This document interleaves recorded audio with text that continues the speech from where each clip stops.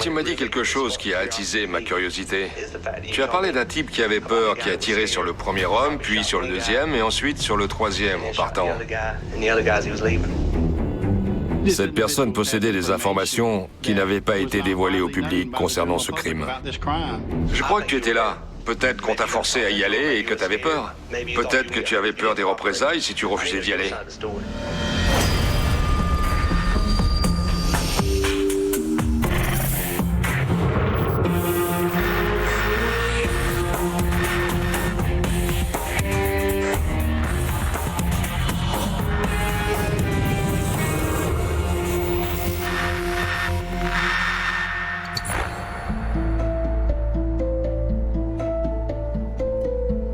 Qu'est-ce qui se passe? Une exclusivité?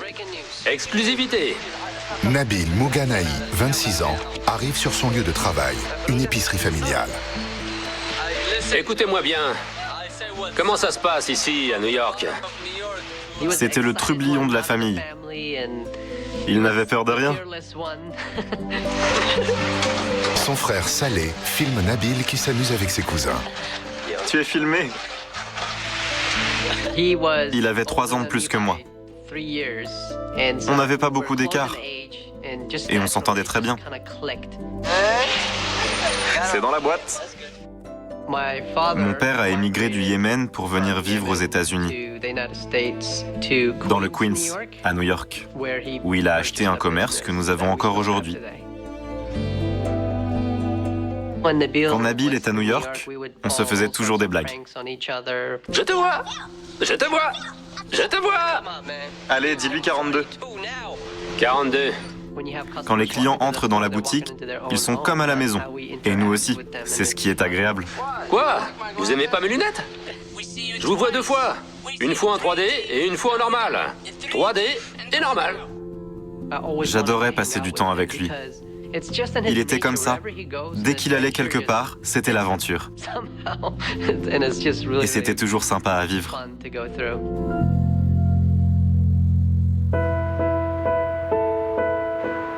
À 800 km de là, à Farmville, en Caroline du Nord, Saleh tient l'épicerie le Hustle Mart avec le grand frère de Nabil, Mike.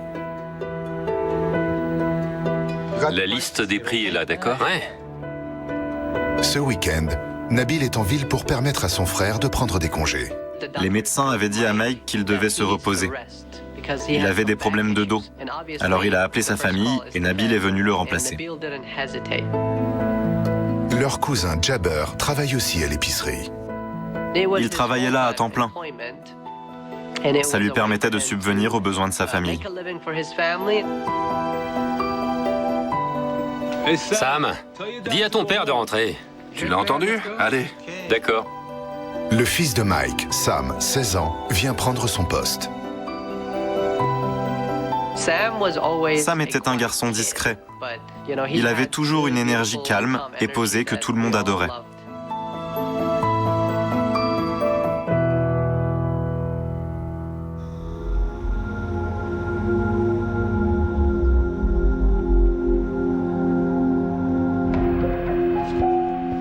Sam ne restait jamais au magasin le soir parce qu'il avait des devoirs et qu'il devait se lever tôt.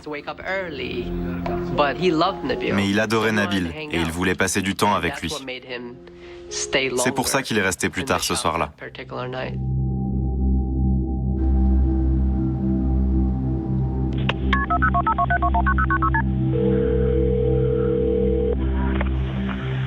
Police, j'écoute. Oui, j'ai besoin d'aide, au Hustle Mart.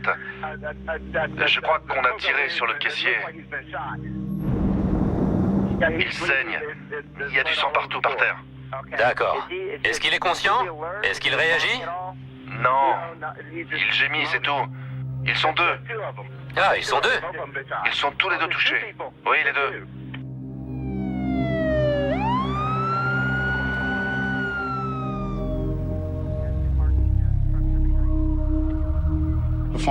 La police de Farmville s'est rendue sur place. L'un des 2 agents a découvert les 2 victimes qui avaient été touchées par balle derrière la caisse. ainsi qu'une troisième victime qui était allongée à plat ventre un peu plus loin. Visiblement, la victime qui se trouvait plus loin de la caisse était déjà décédée. Les deux autres ont reçu les premiers secours et ont été transférés à l'hôpital.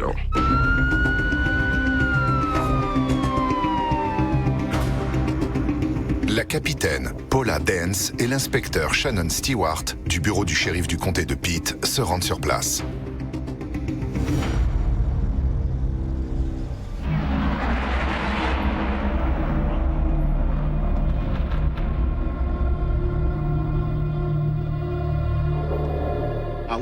J'ai regardé derrière le comptoir et j'ai vu 2 mares de sang. C'est là que j'ai compris que c'était très très grave. Il y avait encore une personne à l'intérieur. Elle était décédée. Nous avons trouvé un portefeuille. Ses papiers étaient au nom de Jabber Alaoui. Nous avons retrouvé 3 douilles de calibre 9 mm et de l'argent éparpillé sur le sol. La caisse était ouverte. Le coffre, lui aussi, avait été ouvert.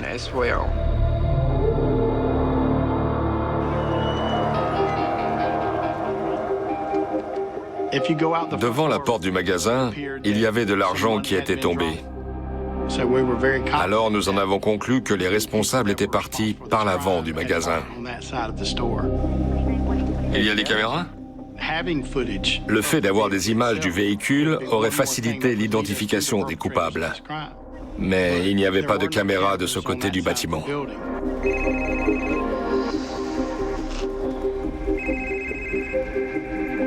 Allô ? Un policier qui était à l'hôpital m'a appelé.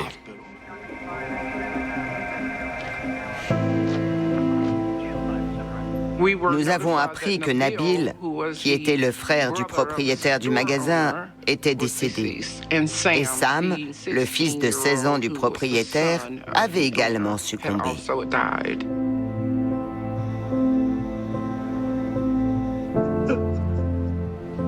Mike était dévasté par la mort de son fils et des autres membres de sa famille. Je ne sais pas s'il s'en remettra un jour. Il s'agissait désormais d'un triple homicide. Nous n'avions pas l'habitude de ce genre de choses. Surtout dans un quartier où tout le monde connaissait tout le monde.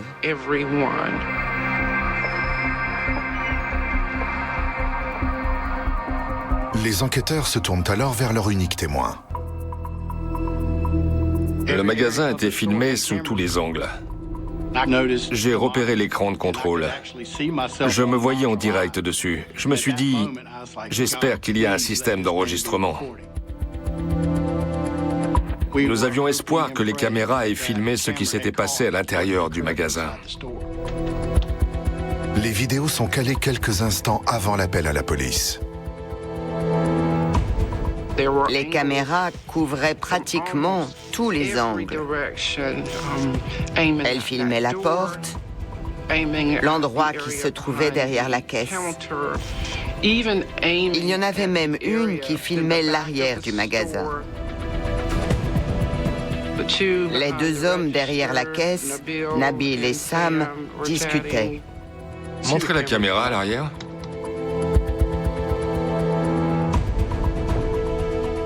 Puis, il y avait une 3e personne à l'arrière du magasin qui passait la serpillière. Ça doit être Jabber. Visiblement, le magasin n'allait pas tarder à fermer. En regardant ces images, nous étions conscients qu'il s'agissait des derniers instants de leur vie. Et ces personnes n'avaient aucune idée de ce qui allait leur arriver.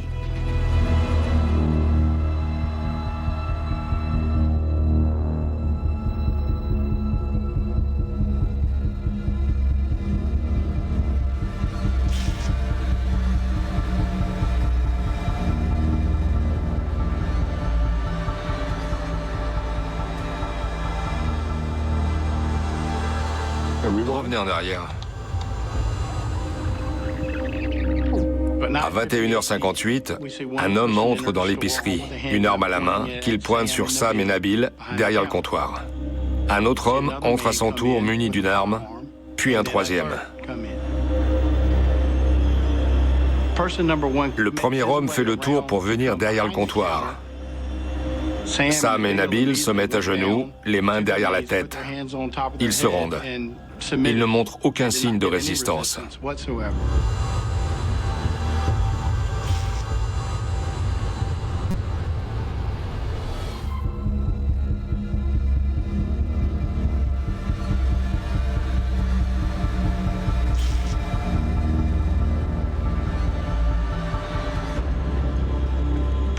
Le premier homme est derrière le comptoir. Il vide la caisse.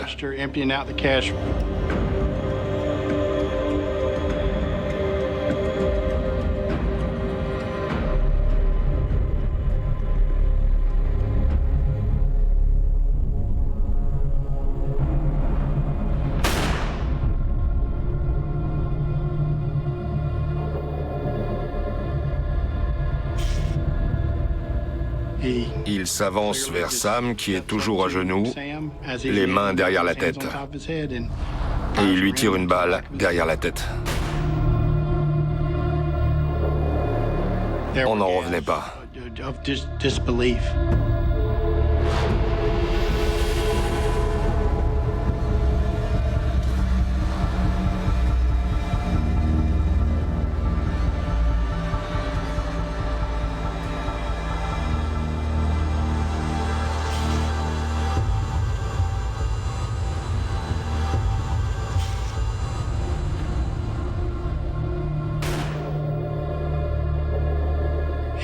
Puis, il pointe son arme et tire une balle dans la tête de Jabber Alaoui.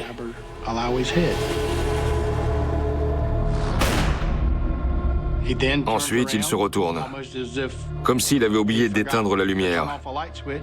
Il s'avance et il tire une balle dans la tête de Nabil.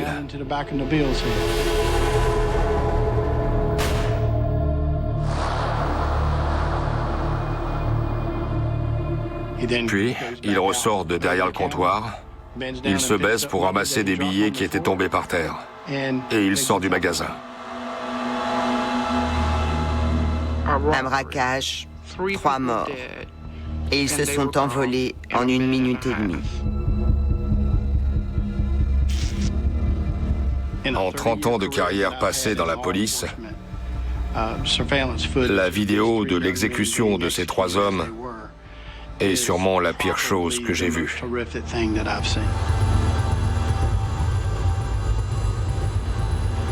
Nous savions que nous étions face à un tueur de sang-froid.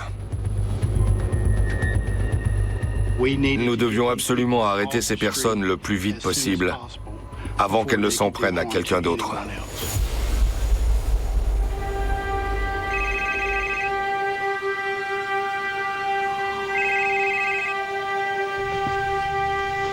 Salut frérot, ça va? Ahmed m'a appelé pour me dire qu'il s'était passé quelque chose en Caroline du Nord. Il avait la voix qui tremblait. Il m'a dit que Nabil était mort.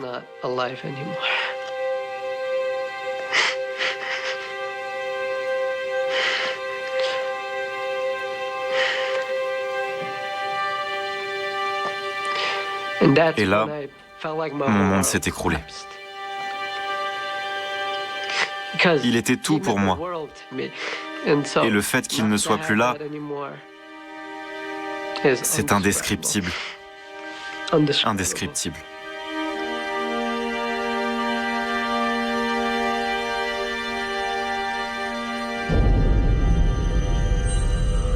Au bureau du shérif, les enquêteurs analysent les images de vidéosurveillance. Nous voulions identifier les coupables. Comment étaient-ils habillés? Quelle arme ont-ils utilisée?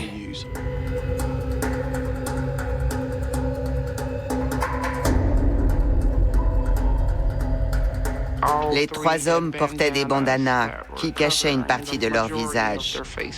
Ça nous compliquait la tâche. Commençons par le tireur.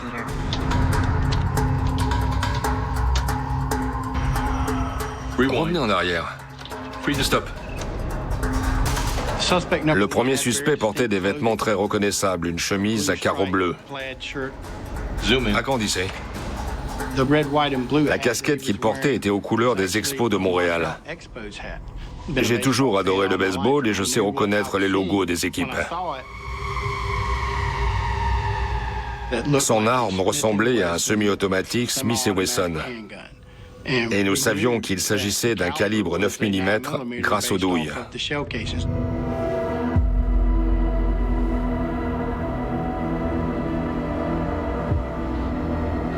Cela ne fait aucun doute. Le premier individu était le leader. C'est lui le tireur qui exécute les 3 victimes. Il était évident que c'était lui le chef. Montre-nous l'homme devant le comptoir. Le deuxième individu portait un pantalon de sport noir et un sweat à capuche noire.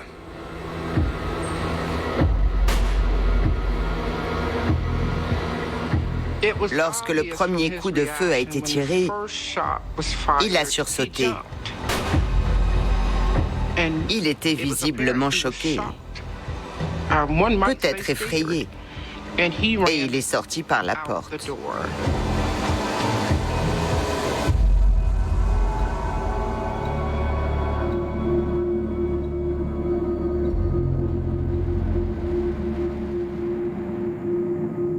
Le troisième individu portait un long short rouge et un sweat à capuche noire.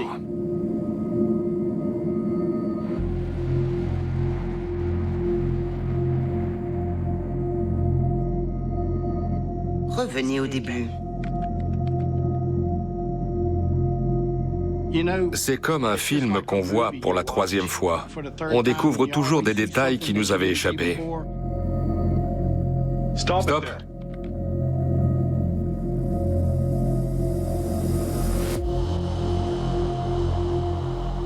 Au moment où le premier suspect a contourné le comptoir, son bandana s'est légèrement baissé. Cet instant furtif allait peut-être nous permettre de l'identifier. La vidéo des 3 suspects est diffusée dans les médias. En diffusant ces renseignements à la population, notre objectif était que quelqu'un reconnaisse ces individus. Ce n'était pas un simple vol à l'étalage. Nous étions face à des personnes capables de tuer pour arriver à leur fin. Nous avons immédiatement reçu des témoignages. Tout le monde faisait son maximum. Tous les agents de police s'attelaient à vérifier chaque témoignage. L'un d'entre eux venait d'une femme et de sa nièce. Cette jeune femme était en voiture le soir du braquage. Elles sont passées devant le magasin ce soir-là. Et elle se souvenait d'avoir vu quelqu'un portant un sweat à capuche noire, penché sur la fenêtre du magasin, comme s'il regardait ce qui se passait à l'intérieur. Il pouvait s'agir de l'homme qui a eu peur et qui est sorti en courant. Puis, il a contourné le magasin pour aller là où on a retrouvé des billets.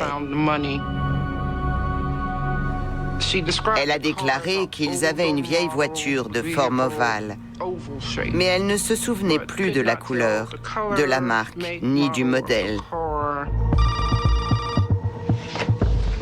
Police criminelle. Oui, passez-le-moi. On m'a appelé pour me dire qu'une élève du lycée de Farmville avait des renseignements. Elle affirmait connaître les 3 individus sur la vidéo que nous avions diffusée.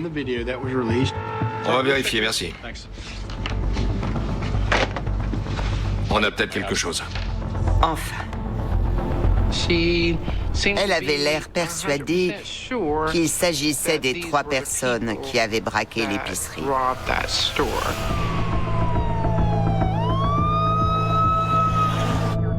Les 3 étudiants avaient 16 ans. Et à cette époque, dans l'État de Caroline du Nord, à 16 ans, on était traité comme un adulte. Par conséquent, nous avons pu les arrêter pour les interroger. Les 3 élèves sont interrogés par la police. Qu'est-ce qu'il y a? T'as l'air stressé? Ouais. On sait tous les deux ce qu'il y a de mieux à faire. Dire la vérité. Tu m'as dit quelque chose qui a attisé ma curiosité.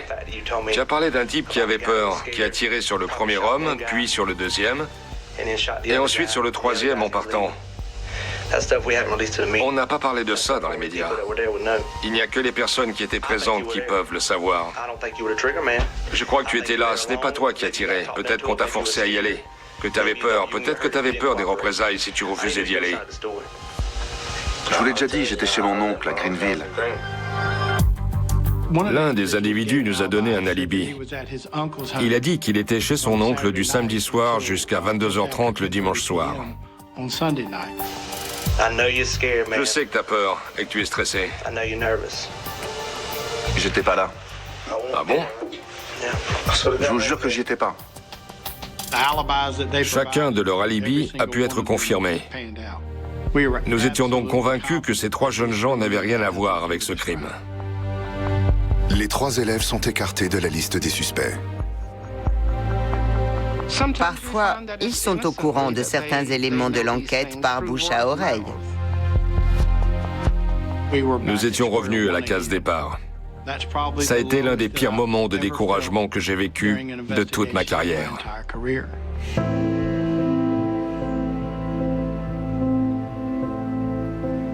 À la mosquée, la famille et les amis viennent assister aux obsèques de Sam, Nabil et Jabber.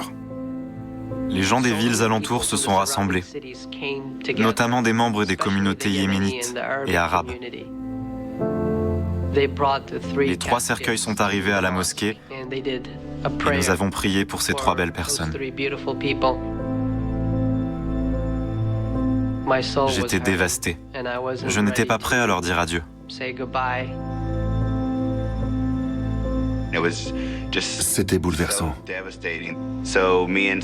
Avec mes camarades de classe, on a allumé des bougies et on a organisé une veillée à l'épicerie.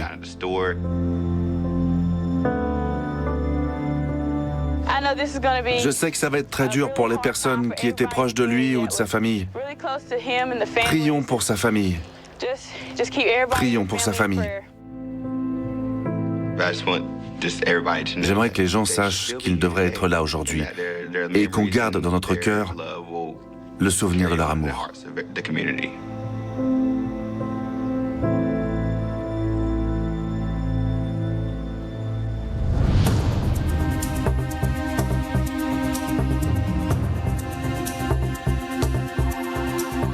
Une dame m'a appelé pour me dire que sa fille était en voiture ce jour-là, avec un homme qui se faisait appeler Schtroumpf ou Schtouff, et que c'était l'auteur des meurtres dans l'épicerie.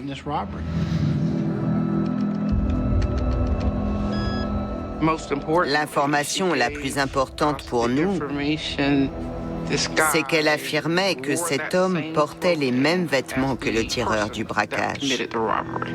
Il faut que votre fille vienne nous parler. Sa fille était vraiment terrifiée de ce qui risquait de lui arriver si elle parlait à la police. Je l'ai supplié de convaincre sa fille de venir nous parler, mais elle m'a dit qu'elle avait trop peur. Je comprends qu'elle ait eu peur. Cet homme avait tué 3 personnes de sang-froid, sans la moindre hésitation.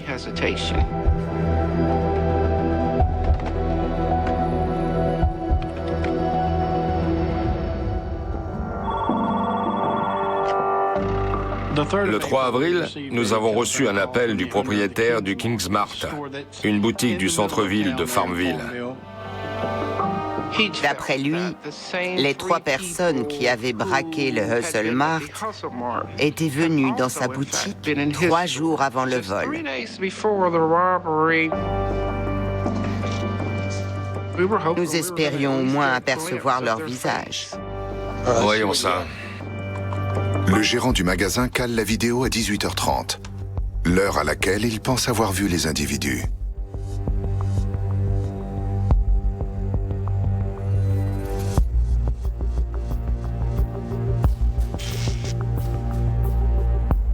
Une Mazda noire se gare à côté des pompes à essence.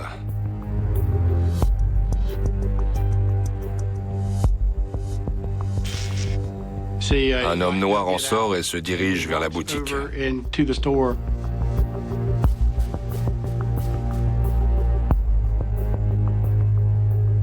Mettez en pause. Il porte un t-shirt blanc et un jean.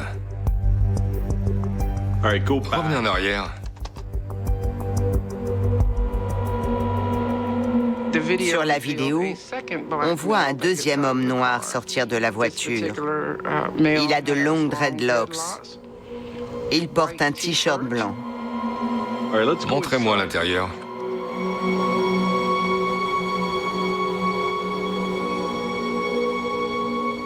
Le premier homme entre dans la boutique pour acheter quelque chose.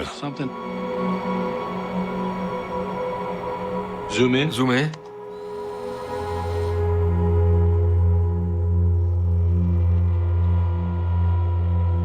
Il a la même casquette que celle qu'on voit sur la vidéo du braquage.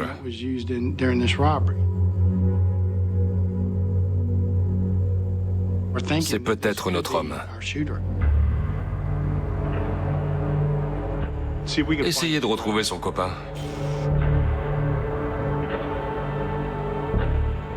Le deuxième homme fait juste un tour.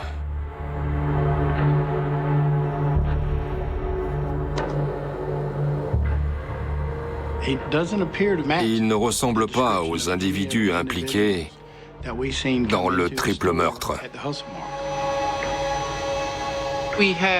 Sur la vidéo du King Smart, où l'on aperçoit les deux hommes, l'un des deux est habillé comme le tireur du Hustle Mart.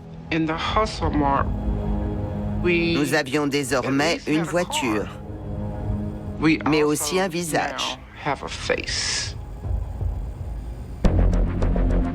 Au bureau du shérif, les enquêteurs visionnent les vidéos antérieures du Hustle Mart.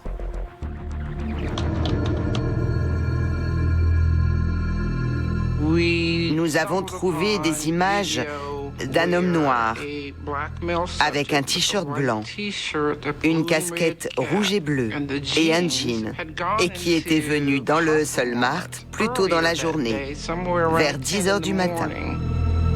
Il a acheté une boisson et un paquet de cigarettes. Les pauses. Un homme noir grand avec une casquette des expos de Montréal et un t-shirt blanc. Ça pourrait bien être le tireur. Il se trouve que c'est Nabil qui a servi le suspect ce jour-là, quand il est venu dans le magasin.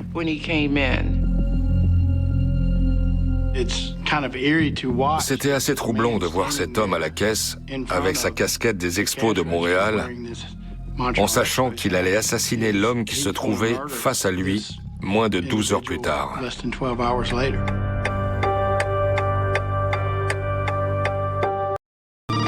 Police criminelle. Une jeune femme a appelé en disant qu'elle avait vu la vidéo des braqueurs et que l'homme à la chemise bleue se trouvait chez elle en ce moment. Elle était terrifiée. Elle voulait que des policiers viennent le faire sortir de chez elle immédiatement. On arrive. Nous étions face à un homme qui n'avait pas hésité, le moins du monde, à tuer 3 hommes innocents.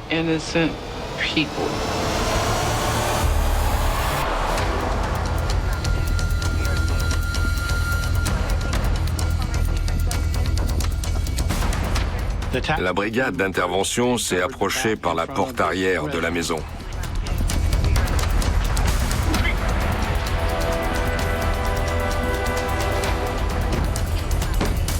Police!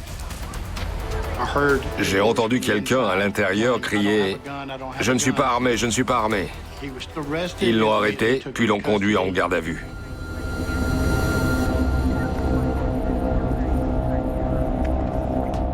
Je suis entré dans la maison et en passant la porte, j'ai vu un pistolet de calibre 9 mm.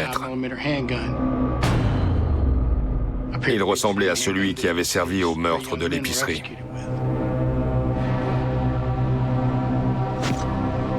L'arme est immédiatement envoyée au laboratoire pour être analysée.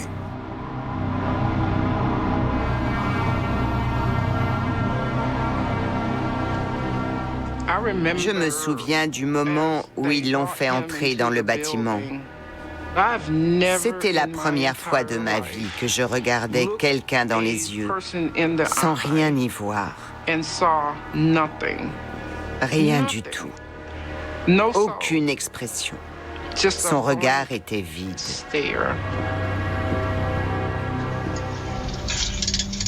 Asseyez-vous.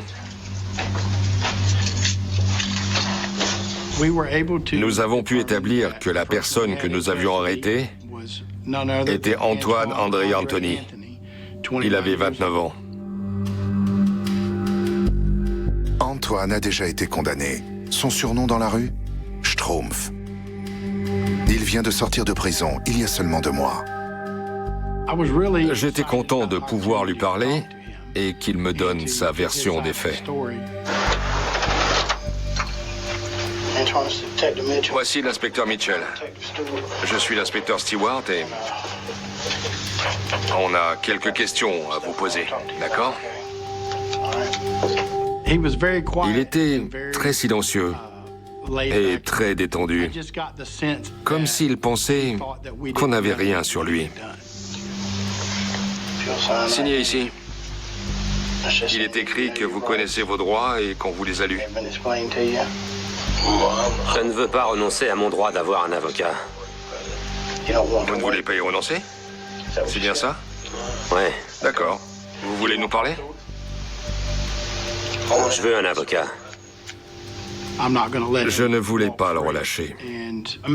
Alors, on l'a accusé de port d'armes illégales. Ça faisait partie de notre stratégie pour pouvoir obtenir des preuves et arrêter ses complices. Cette histoire commençait à faire parler. Et une fois que ça a commencé à se savoir, d'autres personnes se sont manifestées.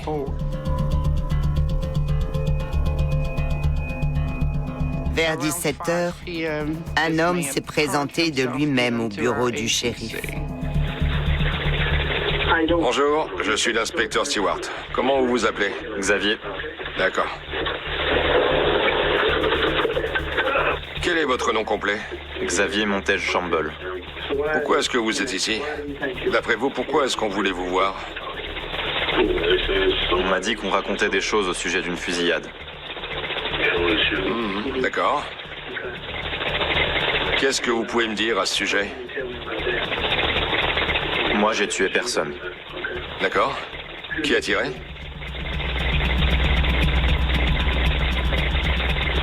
Schtroumpf. D'accord.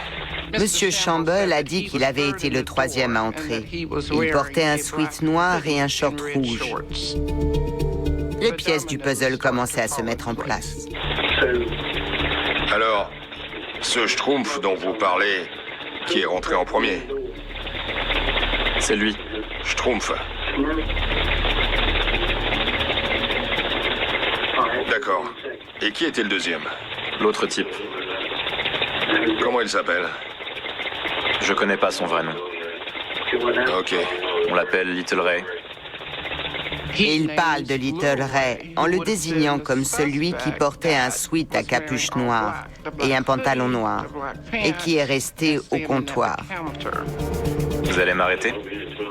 Quand on aura terminé, on verra ça avec la procureure. C'est elle qui décidera.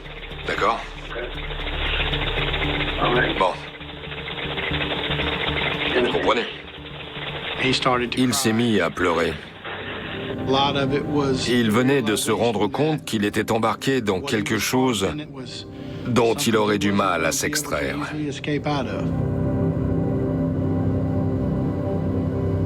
6 heures plus tard, l'enquête connaît un nouveau rebondissement.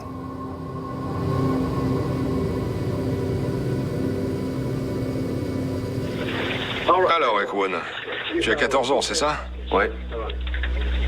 Aux alentours de 23 heures, ce soir-là, la mère de Raekwon Blount nous a emmené son fils. C'est grave ce que tu fais à 14 ans. Little Ray était un enfant. Il n'avait que 14 ans. Tu sais ce qui s'est passé à l'épicerie? Oui, monsieur. Combien de personnes ont été tuées? 3. 3 personnes. Tu t'es enfui au premier coup de feu? Oui. Ça t'a fait peur, c'est ça? Je comprends. Si tu as eu peur, pourquoi tu es revenu? Pourquoi? Tu aurais pu aller dans la voiture ou partir à pied. T'as pas voulu abandonner tes copains, c'est ça? Le mec dans la voiture m'a dit d'y retourner. Quand sur les images de la vidéosurveillance, on le voit passer la porte du magasin, il revient parce que quelqu'un dans la voiture lui a dit d'y retourner. Nous avions donc une 4e personne à identifier. C'était quoi comme voiture? Une Chrysler. Quelle couleur? Verte.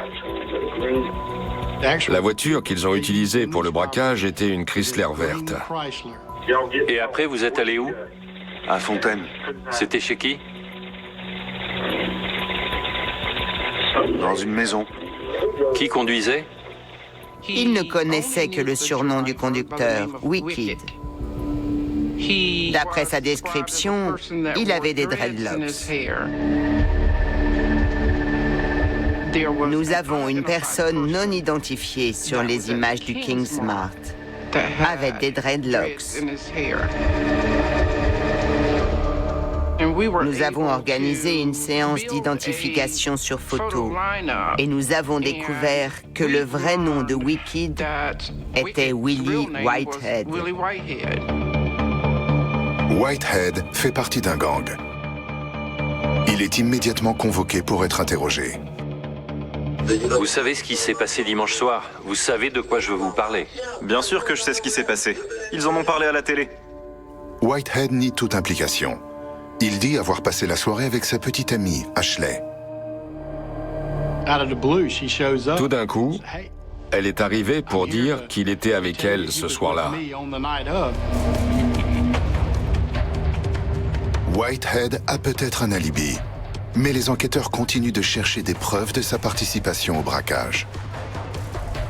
Grâce aux informations que nous avait données Raekwon Blount, nous avons pu obtenir un mandat de perquisition pour la maison dans laquelle les suspects sont allés après le braquage. Devant la maison, ils découvrent une Chrysler verte et la Mazda noire qui avait été vue devant le King Smart. Nous avons saisi les 2 véhicules pour les fouiller.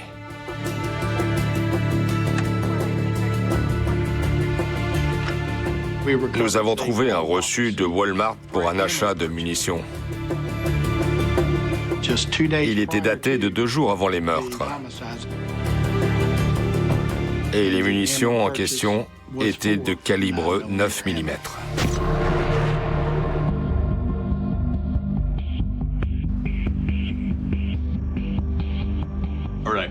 Allez au 30 mars vers 17h35.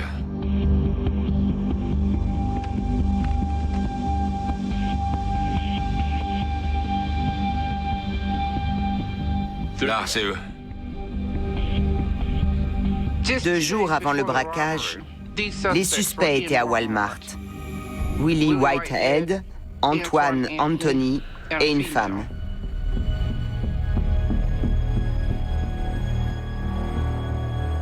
Est-ce qu'on peut voir la transaction?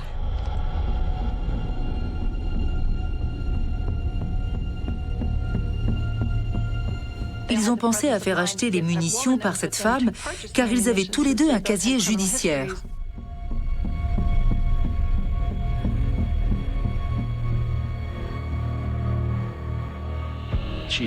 C'est elle qui les achète, pendant qu'ils essaient de faire croire qu'ils ne sont pas avec elle.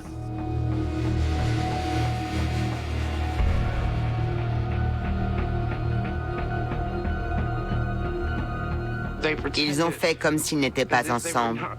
Mais on savait que c'était faux, car ils s'étaient parlé à l'intérieur du magasin.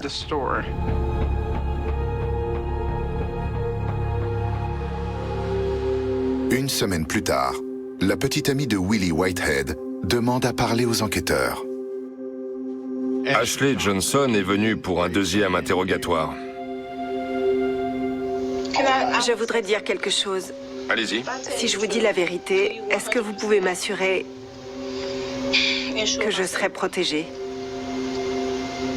Je ne parle pas de Willie, je parle de Antoine. Elle a reconnu avoir menti la première fois qu'elle nous avait parlé. Il m'a dit, Willie était avec toi? Je l'ai regardé et il m'a dit, si on me demande, t'as intérêt de dire qu'il était avec toi. Sinon je te tue. Ou je demande à un de mes gars de te tuer. D'accord. On l'avait menacée pour qu'elle lui fournisse un alibi. En réalité, Whitehead n'était pas avec elle le soir des meurtres. L'analyse balistique réalisée sur l'arme d'Antoine constitue une nouvelle preuve accablante. Cette arme a tiré les 3 balles qui ont tué les 3 personnes présentes dans l'épicerie ce soir-là.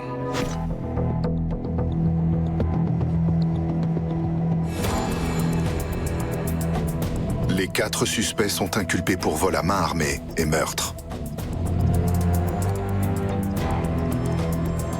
En mars 2016, le procès pour meurtre s'ouvre. Antoine Antony et Willie Whitehead travaillaient ensemble. Ils ont recruté Raekwon Blount et Xavier Shamble pour monter leur coup. En l'occurrence, il s'agissait d'un braquage. En passant devant le Hustle Mart, Antoine Antony a dit « On va faire un coup ». Willie Whitehead a arrêté la voiture. Et les 3 autres sont entrés pour braquer l'épicerie.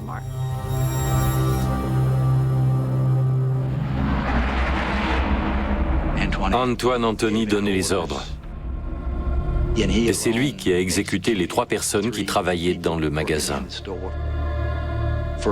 D'abord Sam,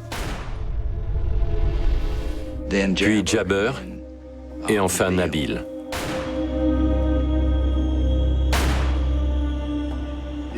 Mon sang se glace à chaque fois que je vois ces jeunes hommes se faire exécuter. Ça me brise le cœur.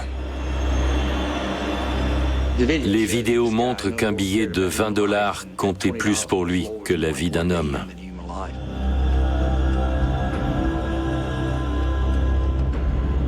Ce qui est le plus choquant dans ce crime, c'est qu'il était absolument inutile de tuer ces hommes. Ils auraient pu se contenter de prendre l'argent. Ainsi, 3 vies auraient été épargnées.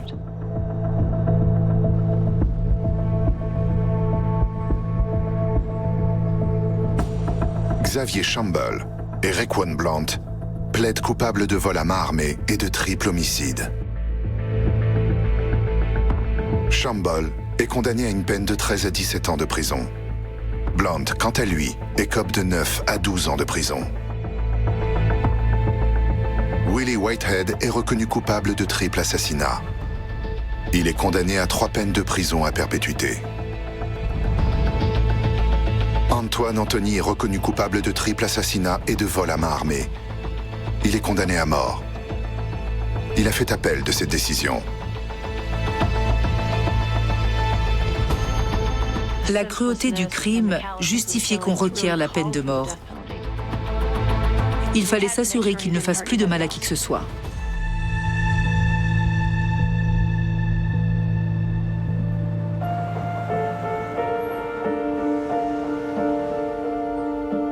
Sam avait 16 ans. Il n'a pas connu l'amour. Il n'a pas connu la joie d'apprendre à se découvrir, à poursuivre ses rêves. Il n'était qu'au début. Et tout s'est envolé du jour au lendemain. Je ne me l'explique pas.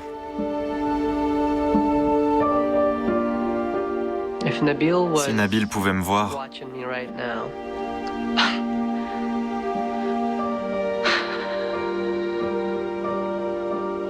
je lui dirais à quel point il me manque. Il ne se passe pas un instant sans que je ne pense à lui. Quand je regarde ses vidéos, je souris et je pleure en même temps. Ce que je voudrais que les gens retiennent de Nabil, Jabber et Sam, c'est que c'était des bosseurs et qu'ils voulaient juste aider leur famille.